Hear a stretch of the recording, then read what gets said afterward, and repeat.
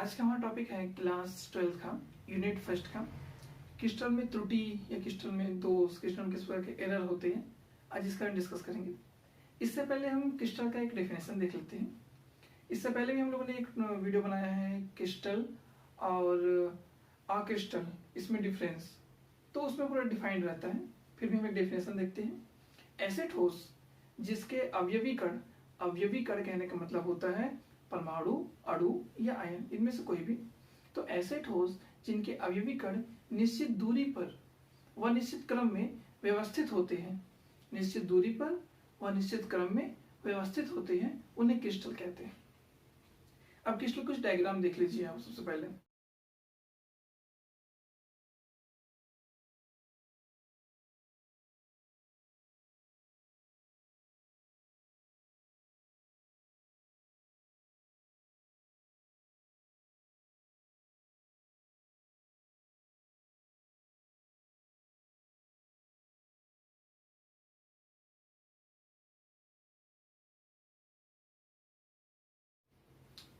तो क्रिस्टल के डायग्राम में आप लोगों ने देखा कि क्रिस्टल चमकता हुआ दिखाई दे रहा था और काफी ठोस रूप में दिखाई दे रहा था और कुछ न्यूक्लियर भाग इसके दिखाई दे रहे थे। लेकिन इसके अंदर का जो स्ट्रक्चर होता है, अंदर के स्ट्रक्चर में जो अवयवी कण होते हैं वे निश्चित दूरी पर व्यवस्थित होते हैं। नेक्स्ट डायग्राम देखिए, उनके अंदर का स्ट्रक्चर समझाया गया है। इससे पूरा किया जाए क्रिस्टल किस प्रकार के होते हैं अंदर से।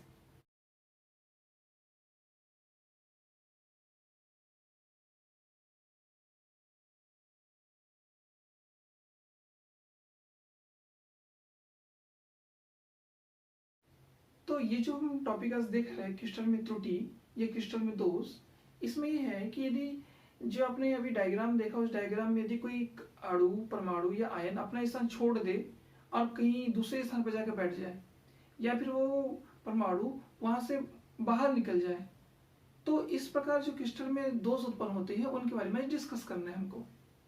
ठीक है, तो क्रिस्टल में दोष कितने प्रकार के होते हैं? तो क्रिस्टल में दोष होते हैं 2 प्रकार के। अच्छा, क्रिस्टल में दोष होते हैं, लेकिन ये दोष किस कारण से उत्पन्न होते हैं, पहले इन कारणों को समझ लेते हैं। ठीक है, फिर उसको देखेंगे दोष कितने प्रकार के होते हैं। तो कारण क्या क्या है?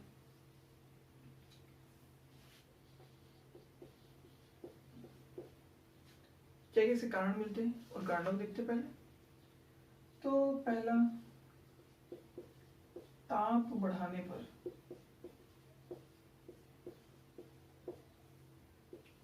अब ताप बढ़ाने पर कैसे? यदि हम किसी क्रिस्टल का ताप बढ़ाते हैं तो ताप बढ़ाने से उसके जो अवयवी कण होते हैं वो अपने स्थान या आकार में परिवर्तन कर लेते हैं, जिसके कारण उनमें दोष उत्पन्न हो जाते हैं। ये था। दूसरा, तीव्र क्रिस्टलीकरण।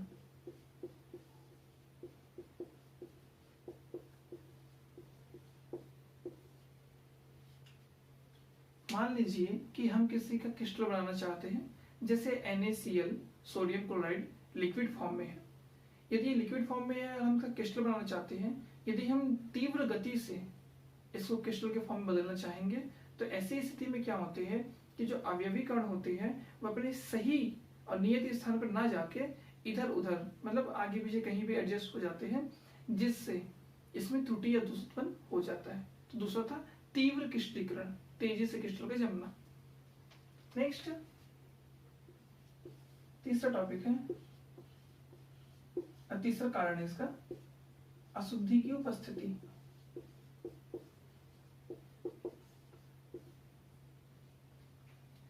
यदि किसी क्रिस्टल में कोई भी अशुद्धि मिली होगी तो उस अशुद्धि के कारण क्या होगा कि जो अवयवी कण होंगे वो अपने स्थान पर सही तरीके से नहीं बैठ पाएंगे। हो सकता है उनके स्थान पर वो अशुद्धि उत्पन्न हो जाए, अशुद्धि वहां पे उनका स्थान ले ले, जिस कारण से इसमें दोष उत्पन्न हो जाता है। और इनके दोष उत्पन्न होने के कारण क्या होता है कि क्रिस्टल ज्यादा देर तक स्थायी नहीं रह पाता, या जिन कंडीशन में उसको अप्लाई करना चाहते हैं वो अप्लाई नहीं हो पाता। तो इस प्रकार इनमें दोष उत्पन्न होते हैं। दोष किन कारणों से उत्पन्न होते हैं? पहला, ताप बढ़ाने से, दूसरा तीव्र क्रिस्टलीकरण से, और तीसरा अशुद्धि की उपस्थिति के कारण। ठीक है, ये मुख्य कारण थे किस कारण से दोष उत्पन्न होते हैं। ठीक है, अब दोष कितने प्रकार के होते हैं वो देख लेते हैं इसमें हम। तो दोष मुख्य रूप से इसमें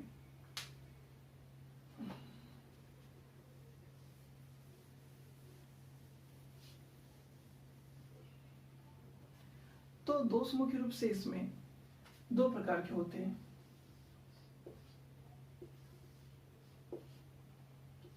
एक होता है बिंदु दोष,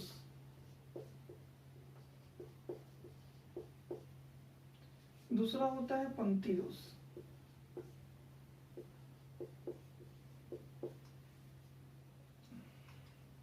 नाम से स्पष्ट होता है कि यदि किसी क्रिस्टल में किसी बिंदु पर मतलब अणु, परमाणु या आयन के स्थान में परिवर्तन हो जाता है तो उसे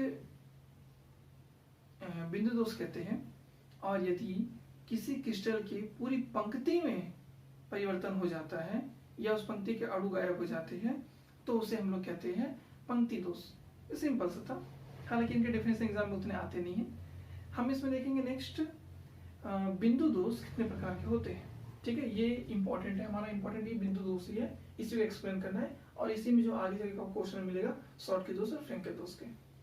तो बिंदु दोष तीन प्रकार के होते हैं।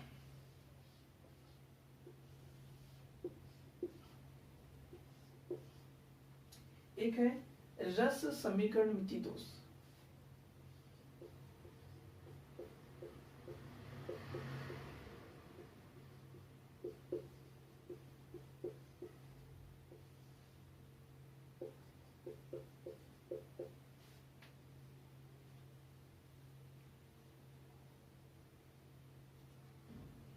दूसरा इसका अरस समीकरण मितीय दोष, और तीसरा है अशुद्धि दोष। तो रस समीकरण मितीय दोष क्या होता है और अरस समीकरण मितीय दोष क्या होता है वो देख लेते हैं। रस समीकरण मितीय दोष, यदि बिंदु दोष तो है मतलब अणु या परमाणु या आयन अपने स्थान से वहां से हटेंगे, उनके आकार में परिवर्तन होगा, उनके स्थिति में परिवर्तन होगा। तो रस समीकरण मितीय दोष क्या है कि जब किसी क्रिस्टल में अणु, परमाणु या आयन में परिवर्तन होता है तो भी वे अपने निश्चित अनुपात में होते हैं। यदि किसी क्रिस्टल के परमाणु, अणु या आयन में परिवर्तन होता है तो भी वे निश्चित अनुपात में होते हैं। रस समीकरण मिति का ये डेफिनेशन था। दूसरा अरस समीकरण मिति, उसका डेफिनेशन, जब किसी क्रिस्टल के अणु, परमाणु या आयन में परिवर्तन होता है तो ये अपने उसी अनुपात में अर्थात निश्चित अनुपात में नहीं रह पाते, ये होता है अरस समीकरण मिति दोष। अशुद्धि दोष एकदम सिंपल सा, उसको छोड़ते हैं। मेन जो टॉपिक है आज का शॉर्टकी और फ्रैंकल दोष, उस पे आते हैं। तो हमने देखा पहले क्रिस्टलों में त्रुटि और दोष कितने थे, दो प्रकार के थे, बिंदु दोष, पंक्ति दोष। बिंदु दोष आयन के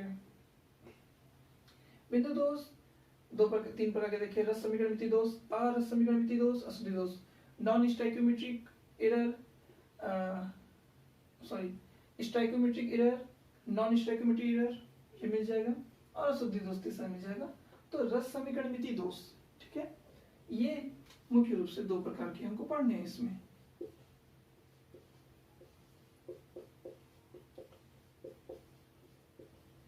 शॉर्टकी दोष,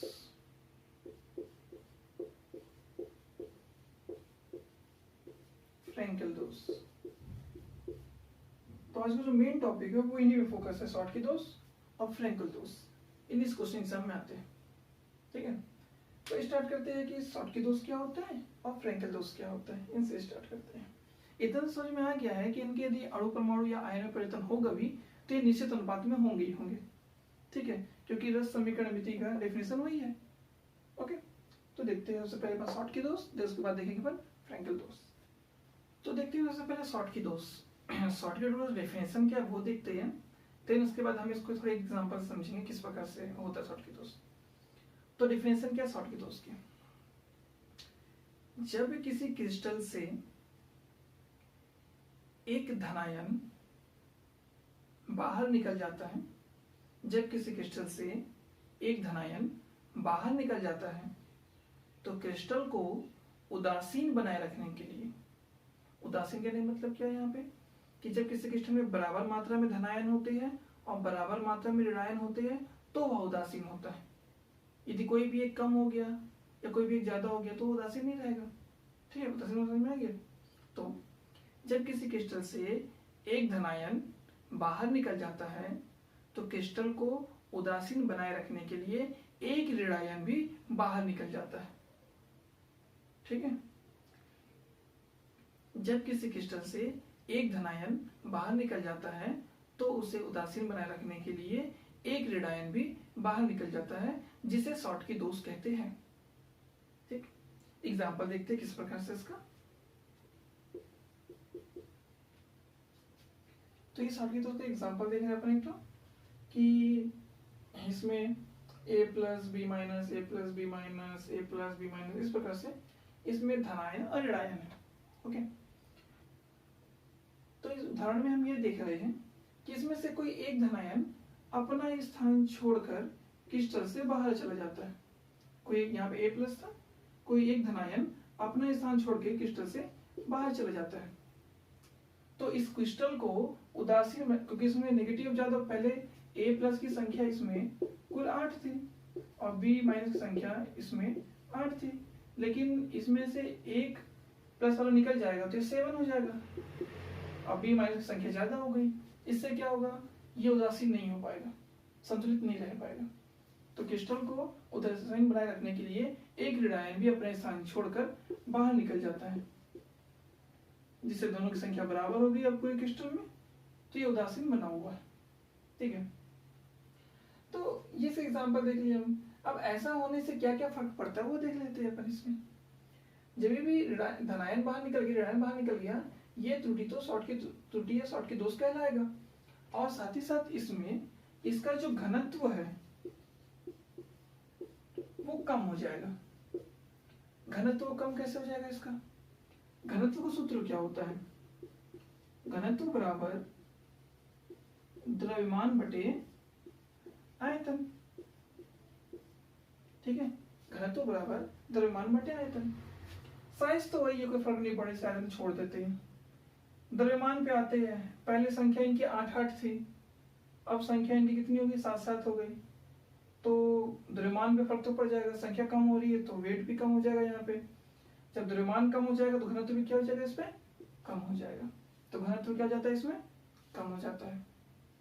जैसे हमको पता है कि ताप बढ़ाने पर दोष बढ़ता है, उसी प्रकार से शॉर्ट के दोष में भी क्या होगा, यदि किसी भी क्रिस्टल में शॉर्ट के दोष होता है तो ताप को बढ़ाने पर ये दोष और बढ़ता जाता है, मतलब और भी धनायन निकलेगा और भी ऋणायन निकलेगा। ठीक है, तो ये था शॉर्ट के दोष। नेक्स्ट देखते हैं हम लोग फ्रैंकल दोष। फ्रैंकल दोष क्या होता है? तो जब किसी क्रिस्टल से कोई आयन, चाहे वो धनायन हो चाहे ऋणायन हो, जब किसी क्रिस्टल से कोई आयन अपना स्थान छोड़कर अंतराकाशीय स्थान में आ जाता है। अंतराकाशीय स्थान क्या होता है ना, ये पूरे अंतराकाशीय स्थान, इनके बीच का जो गैप है इसे कहते हैं अंतराकाशीय स्थान। ठीक है, तो जब किसी क्रिस्टल से कोई आयन अपना स्थान छोड़कर, चाहे धनायन हो चाहे ऋणायन हो, अपना स्थान छोड़कर अंतराकाशीय स्थान में आ जाता है तो उसे फ्रैंकल दोष कहते हैं।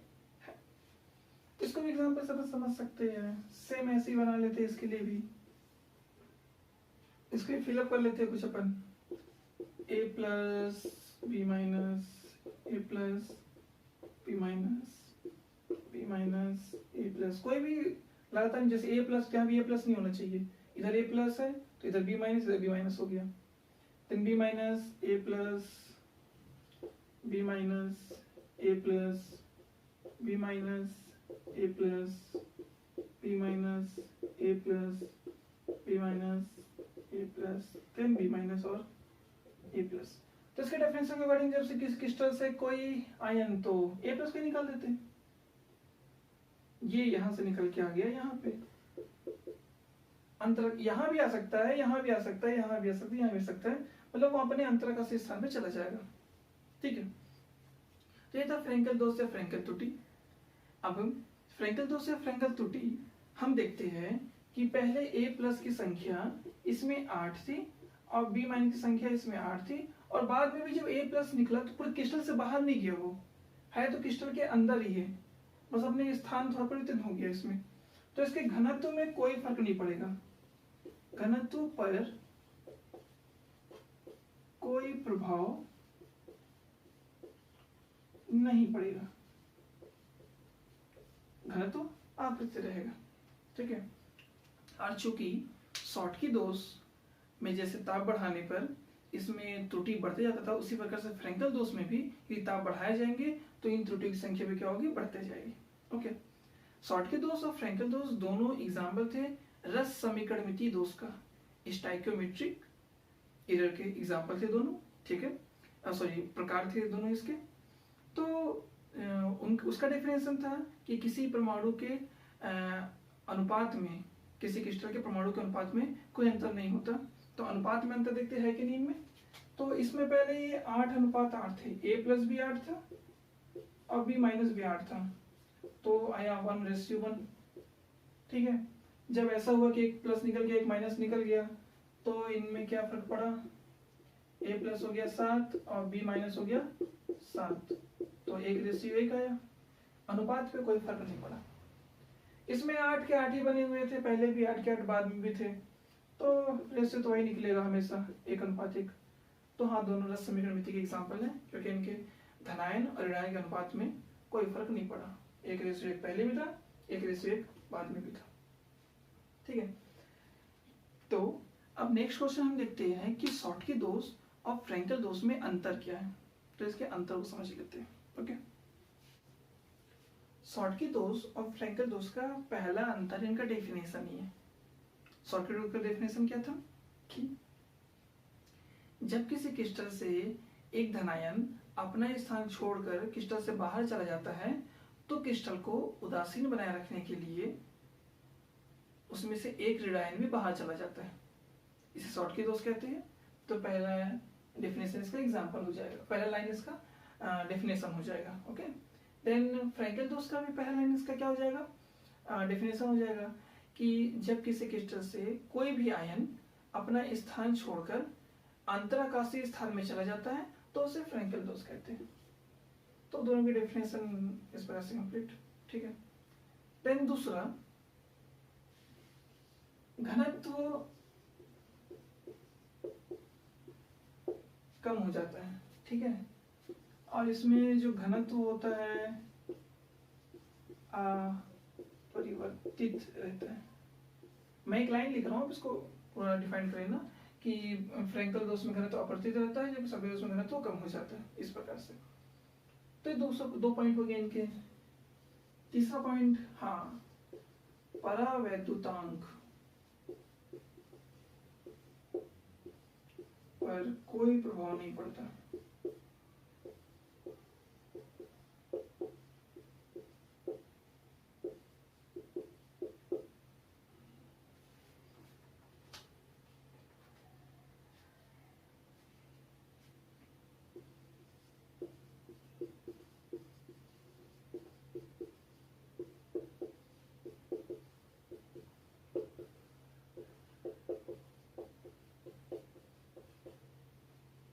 परावैद्युतांक का मान बढ़ जाता है। परावैद्युतांक के ऊपर एक अलग सी वीडियो बनेगी, क्योंकि ये अकेले में 10 से 15 मिनट ले लेगा, तो यहाँ पे समझने का मतलब नहीं है। यहाँ सिंपल ये देख लेते हैं इसका, कि परावैद्युतांक के मान पर कोई प्रभाव नहीं पड़ता इसमें, और इसमें परावैद्युतांक का मान बढ़ जाता है। ओके। जब हम परावैद्युतांक का वीडियो समझाएंगे तब उसमें पता चल जाएगा कि क्यों इसका प्रभाव नहीं पड़ रहा है और क्यों उसका मान बढ़ जा रहा है, उसमें पूरा क्लियर हो जाएगा ये चीज। तो अभी सिर्फ यहाँ से याद कर लेना है कि परावैद्युतांक पर कोई प्रभाव नहीं पड़ता और परावैद्युतांक का मान बढ़ जाता है। नेक्स्ट, चौथे पॉइंट में हम इसका एग्जांपल ले लेते हैं। इसके एग्जांपल में लेते हैं NaCl, CaCl, और इसके एग्जांपल में कोई एक ले लेते हैं CF2, ये ले लेते हैं। तो इसका एग्जांपल, इसमें एक अंतर और जो इसके डेफिनेशन में भी ऐड होना था लेकिन बताना भूल गया, वो पॉइंट क्या है कि शॉटकी दोष जो होता है, शॉटकी दोष उन क्रिस्टलों में होता है जिनके धनायन और ऋणायन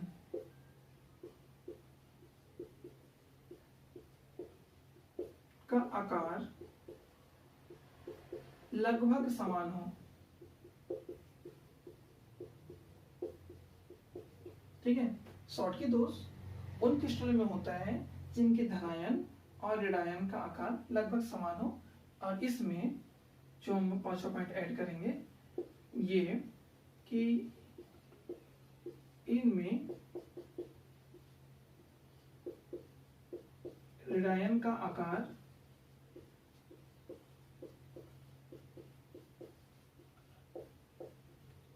धनायन से बड़ा होता है। मतलब फ्रैंकेल दोष जो होता है वो ऐसे क्रिस्टल में होता है जिनमें ऋणायन का आकार जो होता है धनायन से क्या होता है, बड़ा होता है। तो ये था क्रिस्टलों में त्रुटि, और जो इसका मोस्ट इंपोर्टेंट क्वेश्चन था कि शॉटकी त्रुटि और फ्रैंकेल त्रुटि क्या होता है वो हमने डिस्कस किया। यदि आपको वीडियो अच्छा लगा हो तो प्लीज़ वीडियो को लाइक करें, चैनल को सब्सक्राइब करें और नोटिफिकेशन बेल को प्रेस करना ना भूलें, जिससे हमारे द्वारा अपलोड किए हुए वीडियो आपको तुरंत नोटिफिकेशन के माध्यम से प्राप्त हो जाएंगे। Thank you.